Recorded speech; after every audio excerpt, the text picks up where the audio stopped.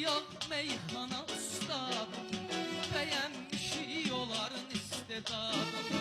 Getməyinə meyxananın dadını Aydın Xırdalan apardı getdi, Aydın Xırdalan apardı getdi.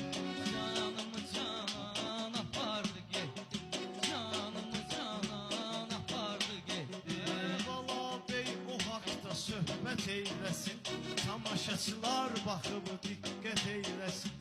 Allahu Aydına rəhmət eyləsin, onu da bu dövran apardı getdi, Onu da bu dövran apardı getdi, canımı canan apardı getdi, canımı canan apardı getdi.